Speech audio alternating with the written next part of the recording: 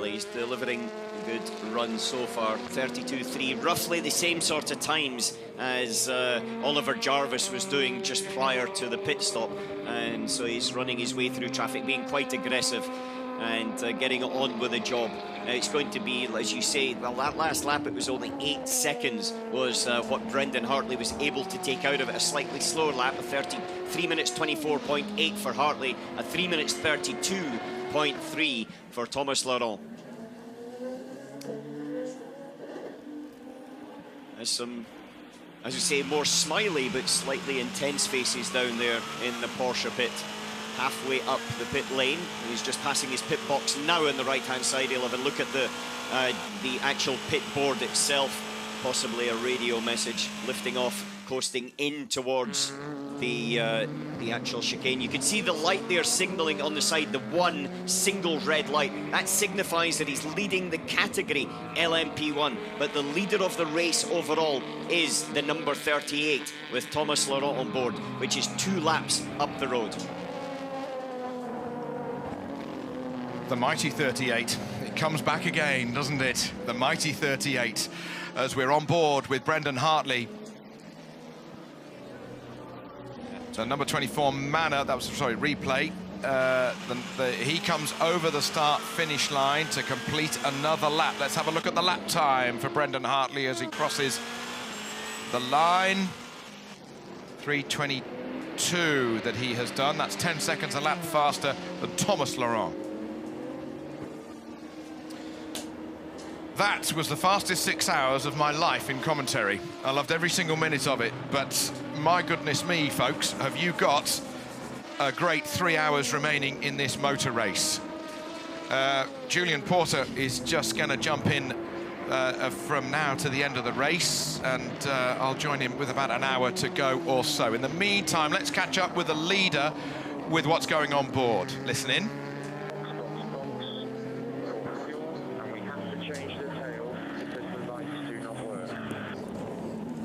That's something we heard about a little bit before. They'll have to change the tail because the lights do not work, so there'll be a time loss, probably 20 seconds to change that tail. They take it off with some quick fasteners, and then they'll take the whole unit off, including the rear wing, take it into the garage, a new one will come out, and then it'll go on. So what they'll do is they'll refuel first, about 33 seconds, and then as soon as that's finished, the mechanics will get to work straight away to change that tail. All 4 lights have to work. We've seen that in quite a few occasions in other cars through the course of this. Now that mechanic there stopping it is now telling the rest. Andre Lotterer back to the pits.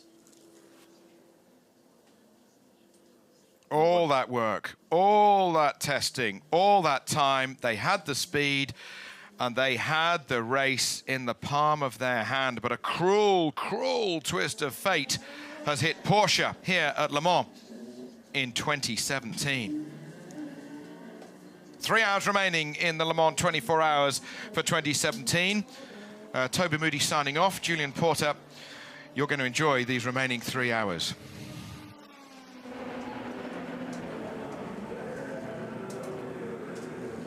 This is the car, this is the leading car overall coming into the pits. Stops on the marks, clean the screen, clean the front lights. Drinks bottle in towards the driver. Data card changed, refueling going on at the time. Quick polish, and then they'll go to work.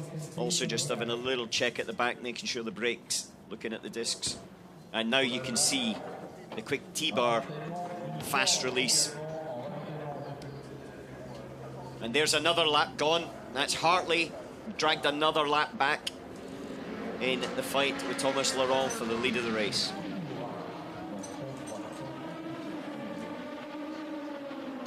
As you can see, it's like a quick fastener system, and I'm a bit surprised they don't have that other tail ready. There should be 2 mechanics bringing that out. Not in terms of that, they should have had that other tail ready. That's a critical, potentially critical 5-7 seconds lost there. It's not as if they didn't know about it.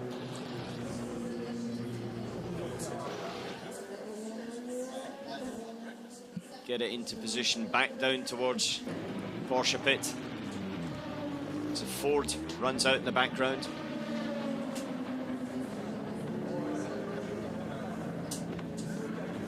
They haven't quite got it in. It's hard to locate. It's not locating into the pins. And they've got pins on the sides, they've got pins all over the area, and it's not locating into them. That's the reason they can't get that on. So the mechanics, a little bit of frustration sometimes isn't good. Now kicking it on, trying to get into position. And the sister cars in behind, they could have pulled that one back and given a little bit more space. The priority has to be to this number 38. Keep the other car out. It's not even in the picture. There was no requirement to have that anywhere near. And this is critical time being lost by the 38 crew, just with this tail change. Now he's on his way. This is going to be a long, long pit stop. Yeah, that wasn't what they needed, was it? I mean, I was told, even before I came back in at midnight, so 1:29, 2:27 was their last pit stop compared to a 1:07. But, yeah, I was told they needed about every hour the LMP1 car could take a lap back off the P2s. 2 hours 52 to go with 1 lap to go. But they don't need any slow zones or any safety cars. That's what the thing is. Yeah, but you can't afford to lose over an additional minute in these situations. If you're going to have any chance, then you've got to maximise everything all the way to the end. In that respect, then there's a lap gap between, well, a lap and a half roughly, between Brendan Hartley, who's in second place, hunting down this car, the Orica of Thomas Laurent, after that pit stop to replace the tail. 2 minutes 27 seconds. If you're doing a fueling stop only, then you're looking about 1 minute and 10 seconds. So it's about 1 minute and 20 seconds of time lost there. The tail a little bit slow coming out, but also then they're struggling to get it onto the back of the car.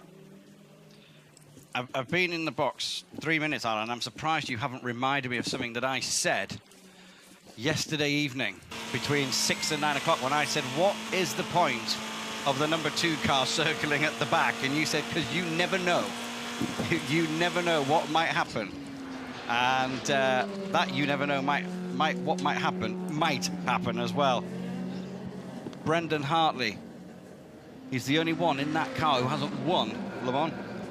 Okay, Louise is in the pits, and hopefully soon we will have a word with Andre Lotterer. Porsche number 1 car stopping a little while ago, and the drama just keeps coming. We talked all week about a potential podium for a P2 car. It wasn't the top step of the podium we were meaning, it was the third step of the podium we were talking about. Yeah, it is, and still a lap and a half advantage for that Orica of Thomas Laurent.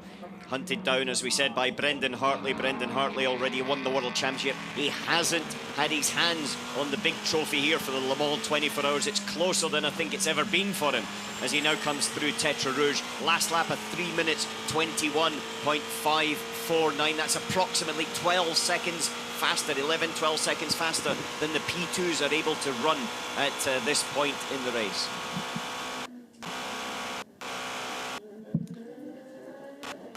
A bit of break up there, the speed he's carrying down. It is all or nothing now for that number 2 car. Chasing the 38 car, we've got the Pro car. That's the leaders in 2 categories there, the GTE Pro, the Corvette of Jan Magnussen being overtaken by the leader of the race outright. So it is basically, it's 1.5 laps lead this car has got. He's going to have to do more pit stops because they can only do 10 laps per tank of fuel in comparison to 14 laps per tank of fuel for the LMP1 car. So he will have probably another pit stop over and above, so that you've got to factor in about another minute and 12 seconds, 1 minute 15 seconds in comparison to that. Magnussen's gap at the front of his category, the Pro category, is 21.6 seconds over the Porsche Pile. And looking through what else there is, it's still Will Stevens out. He's been out front for ages, and he's got a laps lead in that category. Mark Webber in there with Timo Bernhard. Remember, they were teammates. Mark Webber moving out of the team, and then Earl Bamber coming in. Earl Bamber won it a couple of years ago, and we'll see. But Nakajima, don't think they'll believe what's happening to them at the moment, to be honest with you. You know, you get sucker all of punched. them, or Nakajima down pit road here.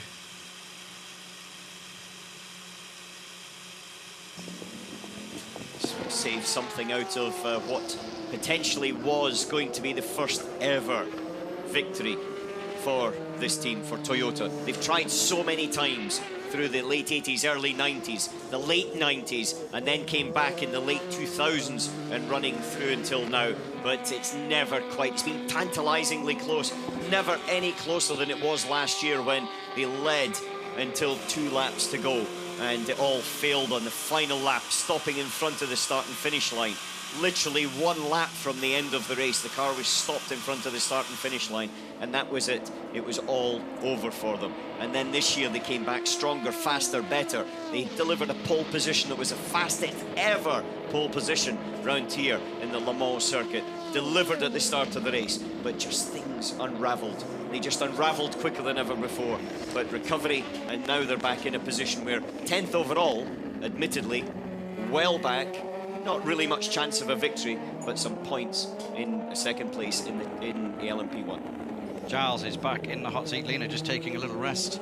And, well, Giles, when we left here, that Porsche was leading by 9 or 10 laps, and then it's out, and it's all changed again. Absolutely, the oil pressure issue there with the Porsche car number 1 that was leading so strongly. But the key thing there that I'm looking at is the gap between 2 and 8. They both had exactly the same failure. They both had to change the MGU-K within the cockpit. The Toyota, it took them so much longer to make that change. They changed the front corners. They had to take the windscreen out of that car to get it out through the windscreen. And I think it took them about an extra half hour. And now they're seeing that in terms of the overall order, the gain back that we're seeing as the race goes on. But ultimately, it's about World Championship points. And the Toyota is going to score World Championship points for second place, assuming it crosses the line under its own steam. So Louise has Andre in the pits. OK, we're coming to you, Louise. Well, Andre, you've made it back to the team. You've gone around and spoken to everybody. Just tell us, we heard on the radio, but tell us how it was. Yeah, tragic, let's say. Le Mans has been real cruel this time again, not only for us, also for Toyota. And yeah, before middle of the race, we actually were by ourselves and tried to drive the car home gently without any stress. But unfortunately, at start-finish, I had a sudden engine problem, and that was it. We just saw you go and speak to the number 2 crew as well. What did you say to them? I just went to our chief engineer, and I went to look for our engineer, but nobody there. Anyway, just feel sorry also for the whole team. You know, we all work really hard at this with a lot of passion. And Le Mans is the biggest race. We all want to win it. We were really close, and you know, it's a lot of effort. So yeah, just try to give everybody Thank you. Thank you for that, Louise. So it does all change very, very quickly. I headed towards the shower, and they were in the lead. And halfway through my shower, I heard the announcer getting in a right frenzy, quickly checked the phone, having come out of the shower, and it was all changed. That's how quick it can change here. The 13 car, he's also under investigation for a pit stop problem in his previous one. So this is the 3rd place car overall. So that's, we're seeing Matthias Besch get out, Nelson Piquet Jr. getting into that car, a name that's familiar to many. So the number 13 car is the car with the starter motor issue. Are they going to have the same problem? Yes, they are. So we saw them get the drive-through penalty about half an hour ago, where they had started the engine, having hit the starter motor with a hammer, and then it's running now. The key is they have to turn it off again. Make sure that it starts under its own steam. 35 goes ahead of 13 on the stops. This is going... It's bodywork off again. Yeah. It's going to bring out the big hammer. The key here is that they stop the engine again before the car pulls away. The driver has got to start the engine on its own without any external assistance once the mechanics have taken their hands off the car. So let's look. These are comparative laps. The 38 car to the 2 car, a 21.8 virtually, 3:21.8 for the 2 car to a 34.4. So Brendan Hartley, yeah, he's just got to give it everything, absolutely everything he can. I think when you take into consideration the amount of pit stops they have to have towards the end of the race, and also the speed differential, the numbers suggest that Hartley is going to be able to get there. However, We've seen it many, many times that so many things can happen, and it's slow zones and various other things. Outside influences can always come back to bite. The 38 has just got to keep on going as hard as it can, as the 13 has got to try and at least get out of the pits before it can go anywhere. Absolute heartbreak for the Rebellion guys. They've led the race, charged through between the two cars. They lost the 31 car with various smaller issues. They had a wheel speed sensor issue, which meant they lost the traction control in the night, and then they lost the gear shift. They were having to shift manually, but that car falling away, absolutely gutting to see them slipping down the order with this starter motor problem. Especially, this is their 10th anniversary of being at Le Mans, and this is a team that's already finished on the overall podium at Le Mans as well as a privateer LMP1 entrant. Stunning, stunning event. I got the biggest hug of my life in 2014 from their owner, and he nearly crushed my ribs because of the passion that he was and the enthusiasm he had. And a podium is a possibility once again. However, with the problems they're encountering right now, it just makes it all the more difficult. I joked with the guys at Rebellion on Thursday that they've come down from the LMP1 to the LMP2 class this year, and I said to them, do you think you've got a better chance this year than you've ever had for an overall podium? They laughed and kind of acknowledged the fact that maybe that was true. Such a shame to see it slipping away from them. The car in the middle there, the 35 car, that is now up into third place. Second in P2, but third place overall, which is probably a bigger result, is the actual overall podium than your P podium. Andre Lotter in the team garage there. Oh, these guys are competing for a world championship. We can't forget that. We've got to remember that they're all here to get the points for the championship as well as the glory of Le Mans. I would think, I mean, you guys can tell me, winning Le Mans. Alan's the man. Yeah, you always want to win a world championship, but winning Le Mans World Championship, if you can only take one in a year. It depends. If you've won Le Mans before the World Championship, if you haven't won Le Mans, Le Mans. Simply as that. Le Mans is the key to the World Championship as well. It's double points. It's a real big influence in it, and the momentum you carry into the rest of the season is huge. But Le Mans is one of the top 3 biggest races in the world. You've got Monaco, you've got Le Mans, you've got the Indy 500. It's iconic. It's something that can change a career, as was said. And if it does that, for Thomas Laurent, for example, if he can stand on that top step of the podium, then it just sets him apart from everybody else. It puts him in history books. The 10-second added to the pit stop for car 61. That is Matt Griffin on board the Spirit of Race. 4th place in GTE Am, Ferrari 488. Aaron Scott just getting out of that car. No. Team radio, number 37. Alex Brundle on board. Rebellion have starter motor issue. They are losing big time every stop. You are clear to push. You are clear to push. Okay, 1 lap gap there. Is that the nicest thing you hear an engineer tell you? No, the nicest thing is you're 4 laps in the lead and everything's looking good, and it's the final lap of the race is definitely the nicest thing. Congratulations, you've won. But that is it's a motivation thing. What it is, and even to be honest, I'm pretty sure engineers have lied in the past to their driver by saying, look, come on, you can do it. When underneath it, it's just to make sure you keep the motivation, keep the things going, keep the pressure going, because you just never know. You've got to be in it to win it, as the expression is. And if you're driving around conserving, thinking you're just going to get to the end and they have a problem and you miss it by 2 or 3 seconds, God, how would you feel if you missed the podium of Le Mans by 2 or 3 seconds because you didn't give it everything? I'm unsure how you're going to get out of this box, because Lena's at the door.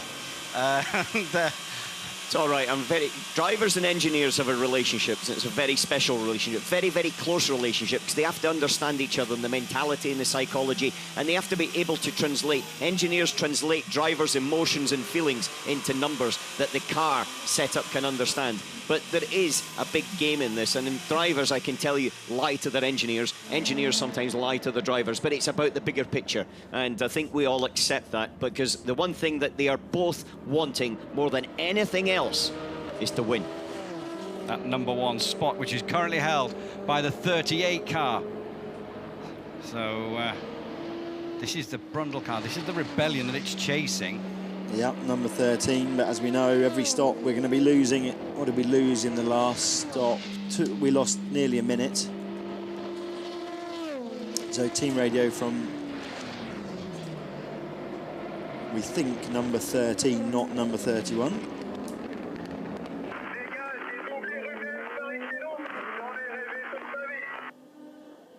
That was Julien Canal, so that was 31. We heard from the graphic we had 13. So.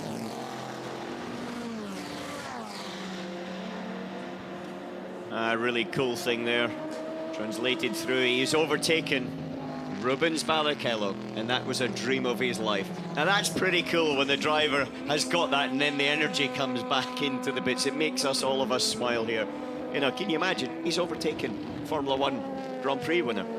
Yep, Louise is in the pits with, I think, Earl Bamber. Louise, here we go.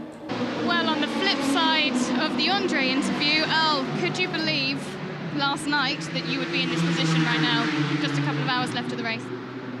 No, we could not imagine they would be fighting. I mean, once we stopped, we knew that we had to race back into the top 5, that's for sure, for the championship points, and just try to go as high up as we can go. But the position that we're in is a credit to the guys right behind me. I mean, they changed their complete front end of the car just on an hour, which is a full credit to them. So if we get there in the end, it's this one's on them.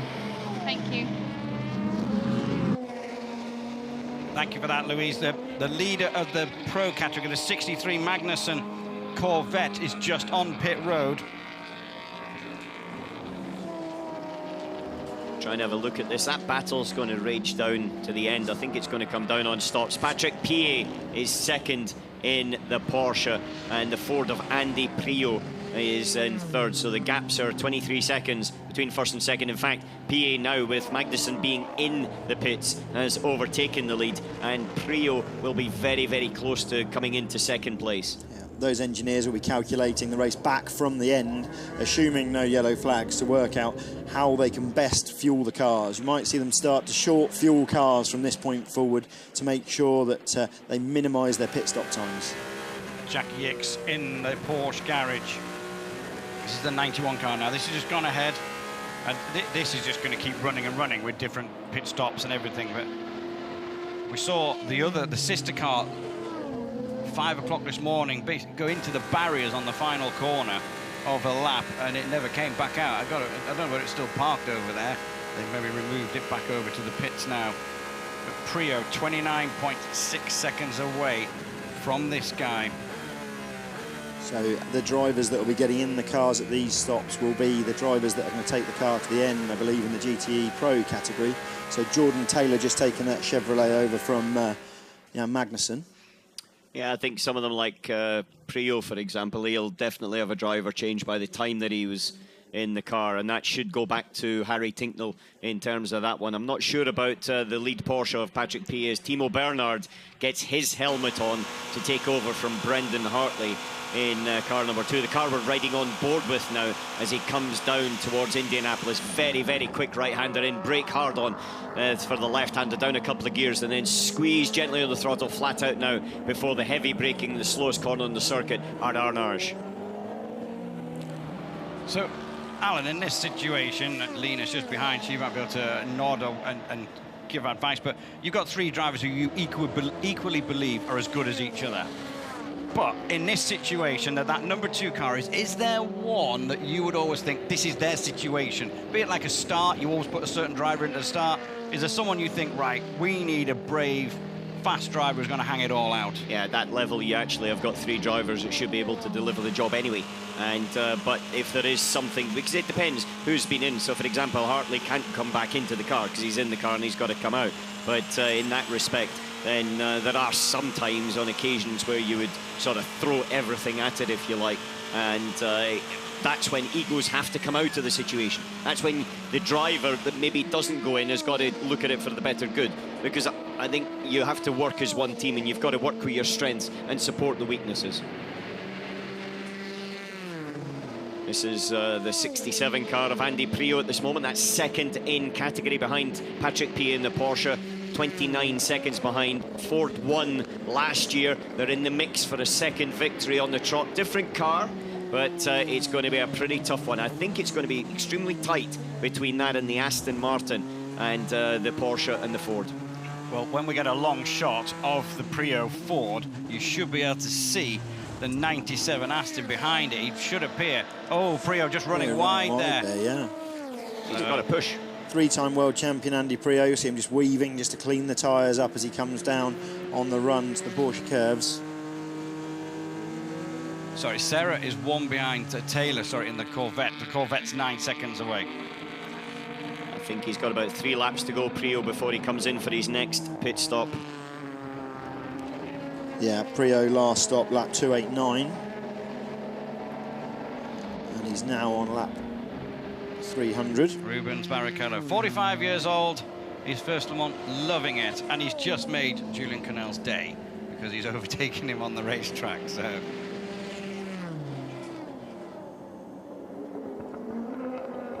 So the gap between Taylor in the 63, he's on an outlap. Taylor taking over from Jan Magnussen in the Corvette. They were in front when they went in. Obviously, pit stop strategy, moving the job around. But the 97 Aston, half a second away. Mustn't forget about the GTE AM class. I'm sure we'll see that class shortly. But the British team, JMW Motorsport, leading that class strongly for most of the race. The number 84 Ferrari 488. Will Stevens, the Formula One driver from last year, on board that car, pumping in the times and actually pulling away, opening the lead up from Marco Ciocci in the number 55 Ferrari 488. So this is this battle we're talking about.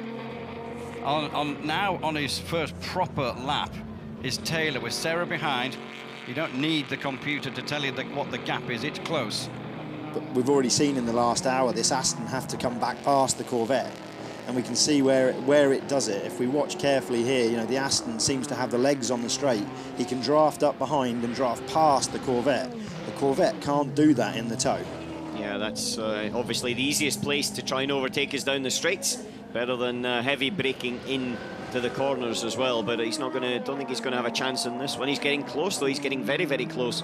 But it's going to be probably round the next straight. The only thing for him is that JMW Ferrari ahead will give a little bit of assistance to the Corvette. Not very much, but a little bit. But it looks like Serra is in the right position now to give it a go. This is where he took the lead the last time, if we remember. Yep, in the tow, the runoff. The lap time's equalised by what we call balance of performance. So the Aston delivering its lap time in a different way to the Corvette, but in qualifying we saw that the ACO have done a fantastic job of balancing these cars. 2 seconds covering the entire GTE Pro field, and yep, there he is, Serra up the inside at the second chicane. Corvette nearly touching that rear diffuser as he goes across the apex of the right-hander. And off on the run down now to Mulsanne. You'll see now the Corvette won't have any answers for the Aston Martin. The Ferrari in front of these two is Will Stevens, who is leading the AM category. Just talking about that, Giles, but that is the leader in AM. And the Corvette Aston Martin train disappears off towards the end of the long straight. Bollards kicked all over the place from drivers during the race, making little mistakes, clipping stuff. Now, the Aston Martin will be getting a slipstream from the Ferrari in front, and then behind it, the Corvette's got 2 cars slipstream.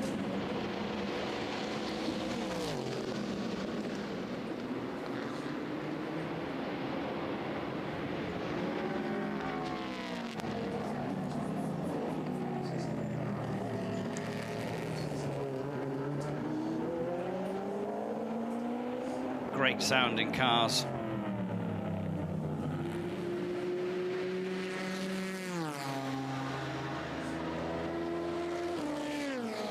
Corvette right up behind the Aston Martin. Jordan Taylor following Serra. Yeah, and this is our tyre battle. This is Dunlop versus Michelin. The Dunlop seems to like the temperature. As the day gets warmer, we expect to see that Aston getting more grip through the very, very rubbered-in circuit and being able to stretch its legs away from the rest, which is what we saw as the day went on. But during the night, the Michelin seemed to work much, much better, and the gain that the Dunlop had disappeared. So just watching for the overall standings, the number 35 car came in with Pierre Rague completing his driving time in that car, and now Negrão got on board which we've not seen off camera. So that's overall podium, Negrão to the end, I think. 16 seconds now behind is PK Jr. That's a gap between third and fourth. Car 35 in third, car 13 in fourth. 15.4 seconds now. PK Jr. coming towards it. He's just got himself kind of dialed in, and we'll see what he can do about that. That is Jan Magnusson watching this battle. He's just got out of this car, this 63 Corvette. The Aston Martin's now got himself a P2 car in between him. She's going to slide through the inside, which might just give the Corvette a little chance. The Aston Martin will start to go away now. We get opening out.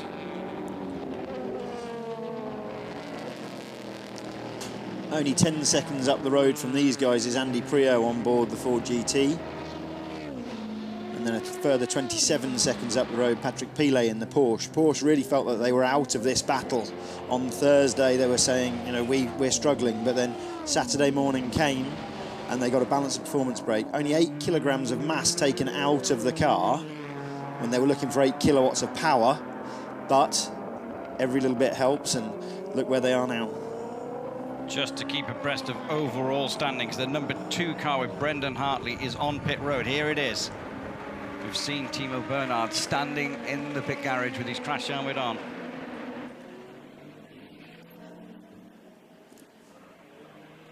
Timo with his seat there. That'll be Timo through to the end. As Hartley pulls his little insert out. Bernhard puts his in. Slides in the helper. You can see his head there, the driver helper. Basically, he's the guy that does seatbelts, because with the hand system and everything else, you can't look down to plug in the 6-point harness.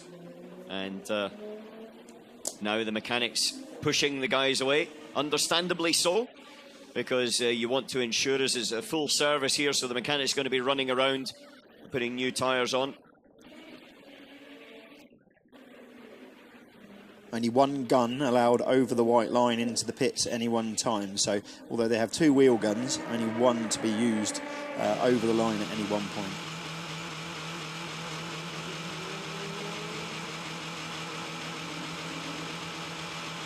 So out he goes, on his way. Just looking for the gap, which we'll get at the next sector. At the moment it's sitting at 1 lap. It's just how, whether it's 1.3 laps, 1.4 laps.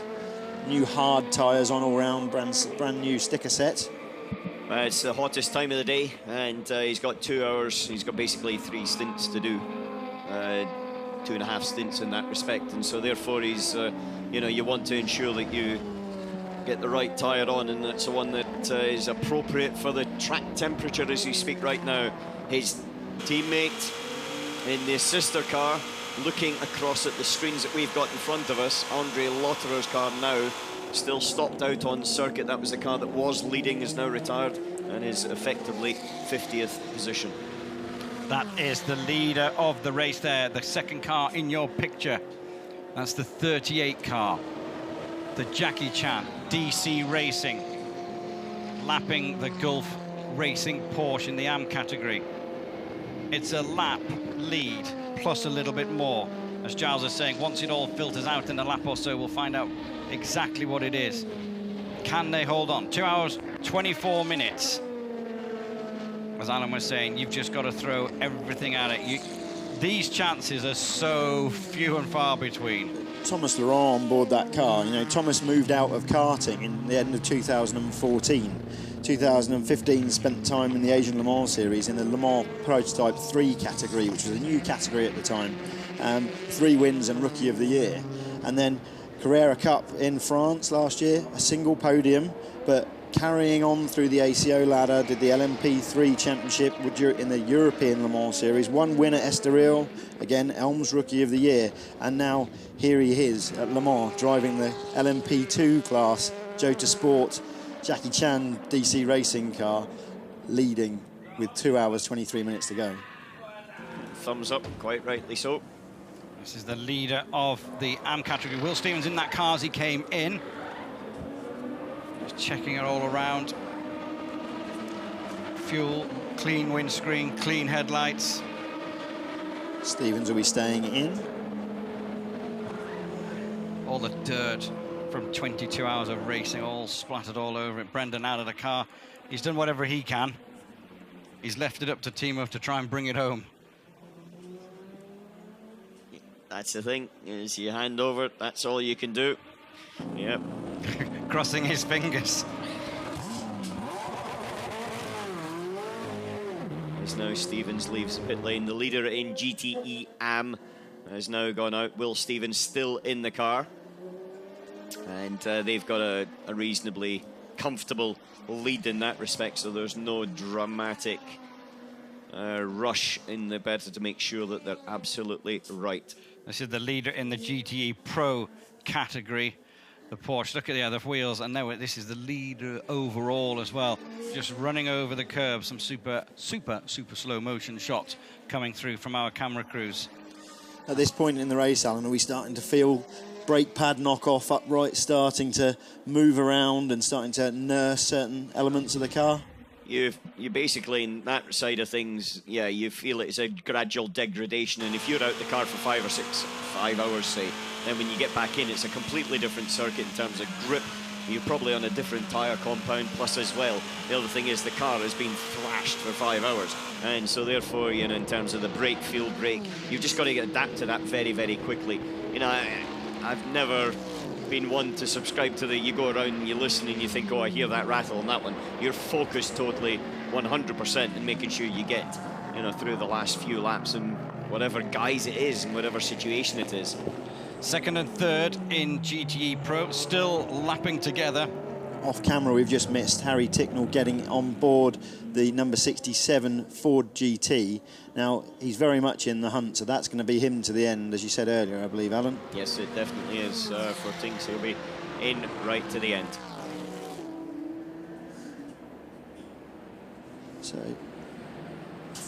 Ford that is Ford's bullet in the gun. They've got Muller nearly another lap behind them. He is another lap behind them. So we've got Porsche with Pile, Sierra on board the Aston Martin, Jordan Taylor on board the Chevrolet, Rigon for Ferrari, and Tinknell for Ford. Yeah, 4 manufacturers there fighting this one out. It's been a very aggressive and competitive race all the way from the beginning. In fact, all the way from qualifying, 1.5 seconds separating 12 cars. And the competition has been pretty cut and thrust all the way through. Patrick P into the pits. And it's a full service driver change as he assists to go through there. It's Fred getting in, isn't it? Yeah. Yeah. Machiavecchi. Guy into the car, shuts the door. That's his job done for the day, Patrick P. And this will change positions, as we've just seen there, just out on track. Sarah and Taylor going past this car as it stopped, having its full service done. Brake dust coming off that as the gun in the air goes in front and rear. A lot of brake dust on that Porsche. Porsche and Ford both with captive wheel nuts, where the rest of the GTE guys have the separate nuts that they have to go and collect from the floor if they drop it out the gun. So the Porsche back on the road. So the battle at the front of GT Pro is between the 97 Aston Martin and the 63 Corvette, and there is now a car in between them. So Sarah just getting a little bit better of the traffic there. A couple of minutes ago we saw a shot of Mark Webber talking to Brendan Hartley, and I always remember Mark Webber saying that when they won the World Championship, it was Timo Bernhard, who's in that car now, who basically helped them along and advised them on what to do, because they were both relatively new into it. I think as three drivers, you've got to have, you've got big egos in there to some extent, and you've got strong personalities, and you need to adapt to that, and you always have to have someone that's the glue. And Timo Bernhard was the experience and the glue in that relationship between Brendan Hartley and Mark Webber. And that is something that Timo is very, very good at when he was with us as well. You know, he had a certain pace and he had a performance and everything else, but he had a personality that he was very good at managing that, I would say, those human situations. So the Aston Martin, which is the second car in the picture here, has managed to be lapped quicker. As strange as that sounds, the P2 cars coming past him have got through better. This is Rubens Barrichello into the pits. I believe it's going to be a driver change. Yeah, Jan Lammers stood there waiting to get in. Hopefully Louise will get down there and have a conversation with Mr. Barrichello. They're having to move it across because he couldn't get in for the car that's behind him. Moving the car across there. Yeah, he didn't able to park in the line. He looks very tired, doesn't he? The problem is that they can't get the refueling hose on because it's at a certain length, so if he parks in the wrong position, then there's just no way, so they have to lift the car up, put the dolly wheels underneath, which is like little skateboards, then push the car across, drop it down, and then they can actually put the refueling hose onto the car from there. But Rubens has had his first Le Mans 24 hours. I think he's enjoyed it from what we've seen of notes that he's put out and things like that, so he has enjoyed it. Just looking, that is them just going through a slow motion shot, just trying to see just the top battle, the lead battle between the 38 and the 2. The 38 car, 3:35.5 to a 3:21.2. The gap continues to decrease as the big P1 car heads towards. Can it do enough though? 2 hours 17 minutes. This is the 13 car, currently in 4th place. Nelson Piquet Jr. on it. The 38 is on pit road. Yep, comes into the pits for another pit stop. It can only do 10 laps on a tank of fuel in LMP2, whereas the Timo Bernhard and the Porsche, we expect him to be in a position of 14 laps as they have done for majority of the race so far. Something I've just noticed is the teammate is right in behind him as well on pit road. Now, they had that issue a bit of close. Yeah, getting close in the pit road, so the two of them are going to be in together again. It's not a particular problem unless they have to do work on the lead car, the 38. The problem was they were trying to put the rear bodywork section on, and they couldn't do that because partly they were being blockaded by their sister car sitting behind them. And in that respect, in my view, you compromise completely everything to make sure that car has total 100% priority. Even if the other car has to sit at the end of the pit lane for 30 seconds, he should do that. Well, it's out and back on the road, just fuel and a bit of a clean-up. That was a 35 car just going through our shot. This is a battle for 3rd and 4th. There's a couple of cars in between them, but it's near enough 4.4 seconds between them as Timo Bernhard enters the pit straight. So he is just over a lap behind now. Yeah, he's pulled half a lap back in the last sort of 40 minutes or so. And that's the right sort of amount. Quickest guy on the circuit in the LMP2, just there before he pitted in, was Alex Brundle in the 37 Orica. And he was delivering he was basically 1.5, 2 seconds quicker than anybody else in the category in the last couple of laps. Sniff of a podium if he can chase down the number 35 Alpine. Alex Negrão on board that car at the moment. Piquet's also trying to sniff down McGraw. He's 4.7 seconds between those two cars. So we've got the 35 Alpine, and then we've got the 13 of Piquet Jr. And the 35 Alpine's just gone through in front of us on the start-finish straight. And then the second car of this battle that we see right now is the actual 3rd place in category. That's Nelson Piquet Jr. That's second, just going out of shot now. That is then a back marker, and then the 3rd place in LMP2. Down to 4.2 seconds, Piquet Jr. just charging down here, trying to get down the inside. He's touched! He's touched! He went down the inside, and he wasn't able to get it done. I think the yellow car didn't see him, and that's it. He's damaged the back of... It looks like he's damaged the left front of his own car.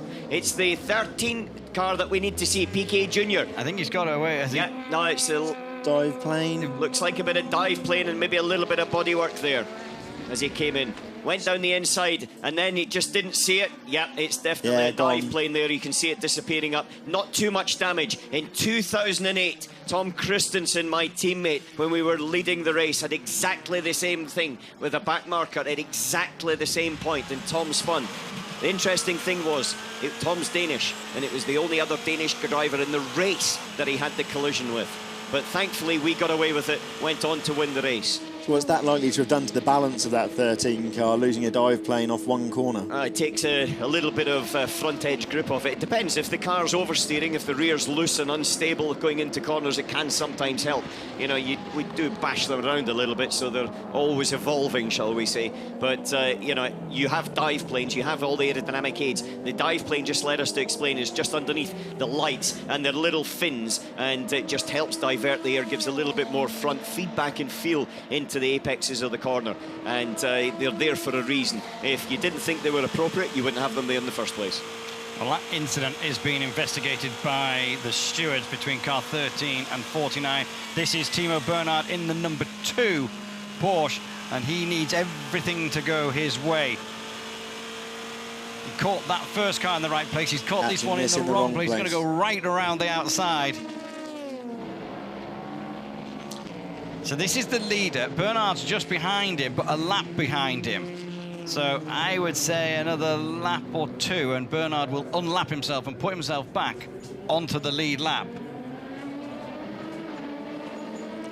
He comes through to complete lap 330. It's not even going to take that long. He's in the same shot.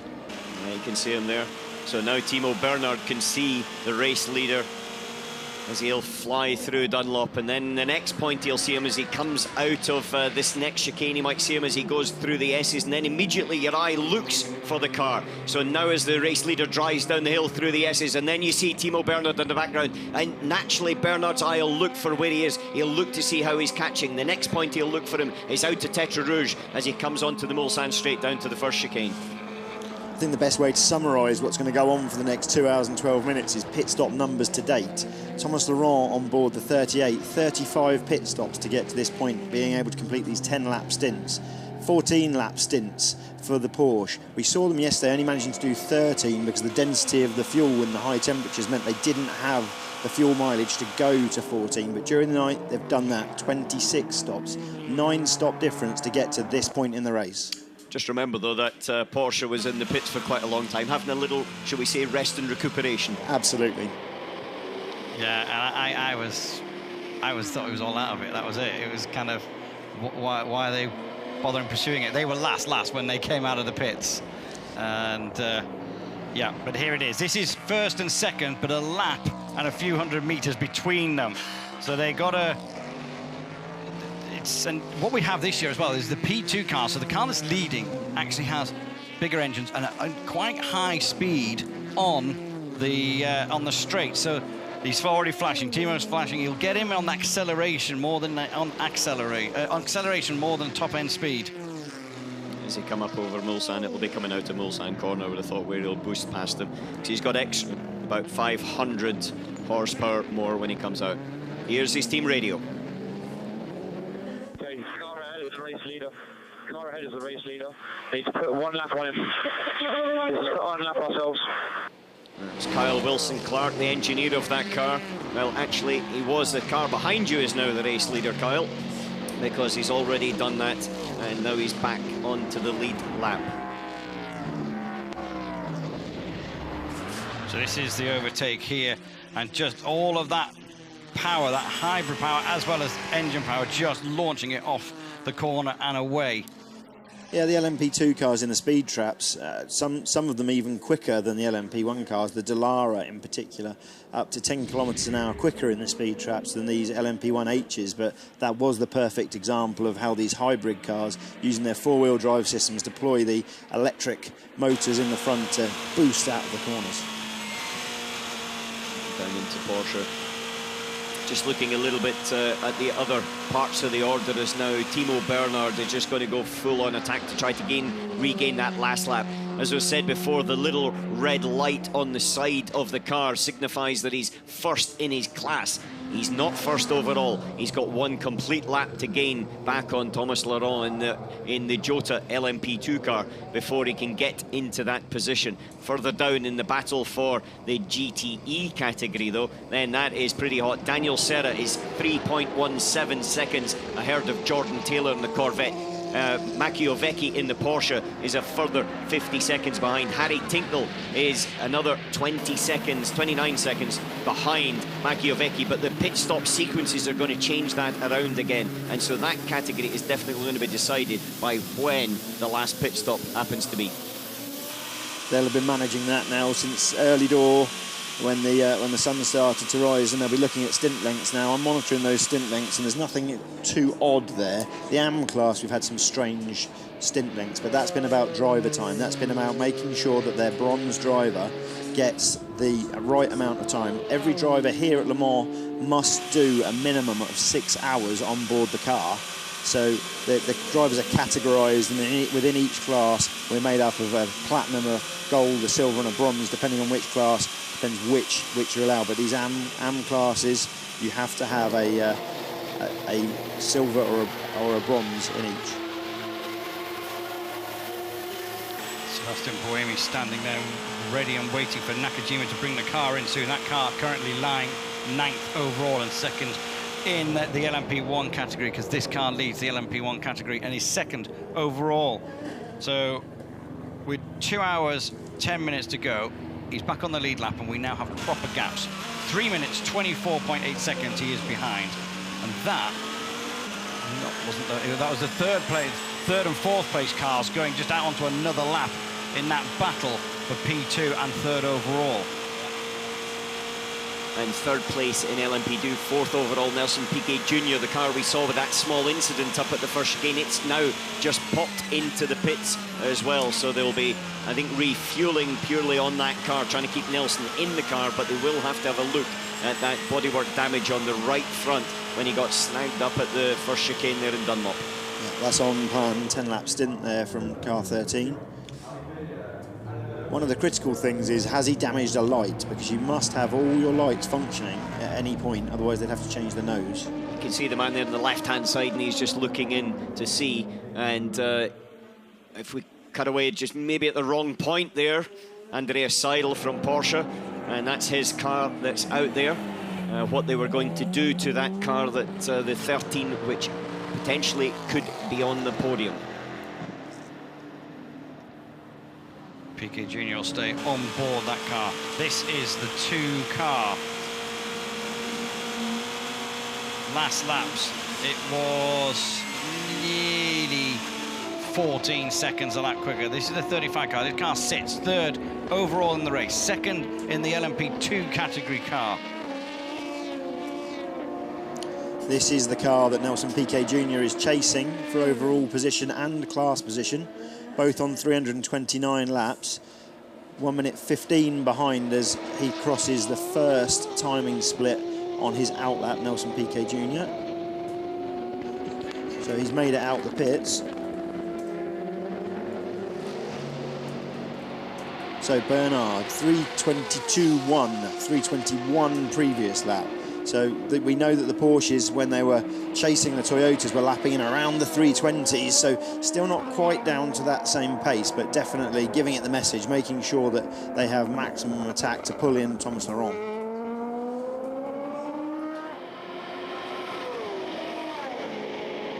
Piquet Jr. car heading towards us, 4th overall on an outlap, just been into the pits. Small damage on the front right after pirouetting another car in the first corner. Yeah, there was nothing, frankly, that he could have done about that. The way that the ARC Bratislava Ligier turned across his nose, it was just completely unsighted. The Bratislava driver just not looking in his mirrors and understanding that he had, you know, one of our race contenders coming up his inside. Yeah, there is an element, though, that you've got to be completely down the inside at that point, so that if you do have an incident, then it's a side-to-side contact as opposed to a nose damage, because that can quite easily damage a steering arm or something. So, you know, yes, I agree with you. However, there is a point where I think Piquet should have dived down the inside or not at all. He was in a little bit of no man's land there. This is the leader of GTE Pro. As you can see, Sarah on board the Aston Martin, the 97 car, chased by Taylor in the Corvette. That's the 63 car. 2.8 seconds between them. These two have been at it for many, many hours, to be fair. Chopping and changing as we go through. And the 45 is in the gravel. Taking out a couple of those inner cones from the apex of the Mulsanne corner. Going to see it arriving. It didn't take them out. Matt McMurray, 19. At one stage, our youngest ever competitor here at Le Mans, but that record long since broken. He is stuck, so we are going to see yellow flags, which is not what Timo Bernhard wants to see, because that's going to become a slow zone, I would think. And that Timo Bernhard needs these minimum slow zones to be able to pull the time back over the next 2 hours and 3 minutes. Buemi on board the number 8 car. He'll see that through to the finish. There's a double yellow at the moment, waving where the 45 car is beached in the gravel. That will turn to a slow zone because they're going to have to send a Manitou to get that. That's fairly beached on its plank underneath the car.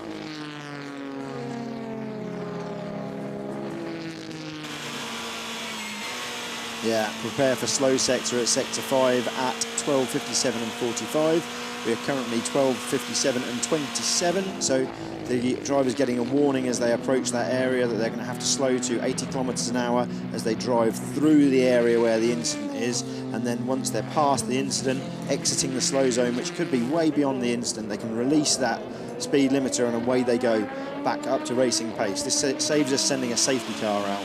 Here at Le Mans we have 3 safety cars around the circuit, which can break the race up, and the last thing we want right now is a safety car to get involved with this very exciting race. Slow zone, very much better way of dealing with this. The gap down to 3 minutes 4 seconds as Timo just steady.